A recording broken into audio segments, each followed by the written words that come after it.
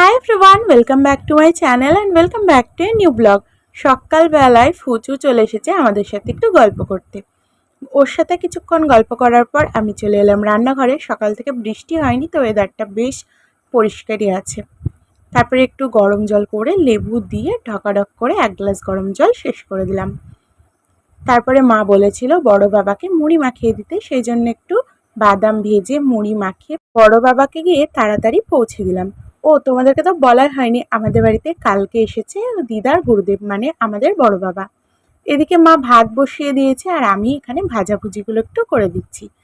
তারপরে আমি কয়েকটা মাছের ডিম ছিল, সেগুলো একটু ভেজে নিয়ে খেতে চলে গিয়েছিলাম। খেলাম হচ্ছে ডাল সেদ্ধ, পেঁপে ভাজা আর মাছের ডিম। খাওয়া দাওয়া শেষ করতেই আমরা সবাই আবার যে যার মতন রান্নাবান্নার তোড়জোড়ে লেগে গিয়েছিলাম। সকাল থেকেই রান্নাবান্না শুরু করে দিয়েছি, কারণ আজকে বেশ অনেকগুলোই পদ হবে। তো সব পদই আমরা সবাই মিলে একটা একটা করে করেছিলাম। এখানে এবার দিদির মাছের ঝোল বানাচ্ছিল, তো সেটা বানাতে বানাতে একটু গল্পও করে নিলাম। চলো, মাছের ঝোল দিয়ে আজকে সব রান্না কমপ্লিট হয়ে গেছে, দিয়ে আমি তাড়াতাড়ি গিয়ে স্নান করে নিলাম। স্নান করে এখানে আমি আর মা মিলে ভাজছি চিংড়ি মাছ দিয়ে ডালের বড়া। গরম গরমে চিংড়ি মাছ দিয়ে ডালের বড়াটা কিন্তু ভীষণ সুন্দর বানায় আমার মা। তা আমি তো বেশি কিছু করিনি, ওই একটু ভেজে মাকে হেল্প করছিলাম। চলো, গরম গরম ডালের বড়াও রেডি, তার সাথে সব রকমের রান্নাবান্নাও রেডি। এবার বড় বাবার খাওয়ার টাইমও হয়ে গেছে, তাড়াতাড়ি সব খাবার দাবার আমি বড় বাবার জন্য বেড়ে দিলাম। সকাল থেকে অনেক যত্ন করে আমরা সবাই মিলে বড় বাবার জন্য অনেক কিছু রান্নাবান্না করেছি, তাই তাড়াতাড়ি গরম গরম খাবার দাবার দিদাকে বললাম বড় বাবার সামনে সাজিয়ে দিতে। দিদা সাজিয়ে দেওয়ার পর বড় বাবা খাওয়া শুরু করেছিল। তার কিছুক্ষণ পর আমি জিজ্ঞাসা করলাম রান্নাবান্না কেমন হয়েছে, তো বড় বাবার সব কিছুই পছন্দ হয়েছে।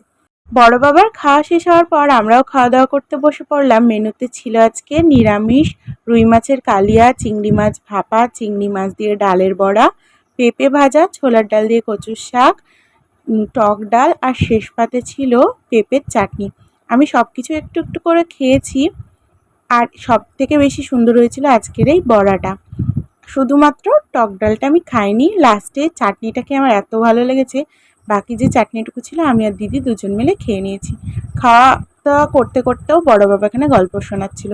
চাটনিটা এত সুন্দর হয়েছে। তারপর একটু বড় বাবার গল্প শোনার পর দেখছি বাইরেটা কালো অন্ধকার হয়ে মেঘ হয়ে গেল, তারপরেই শুরু হয়ে গেল ঝমঝমিয়ে বৃষ্টি।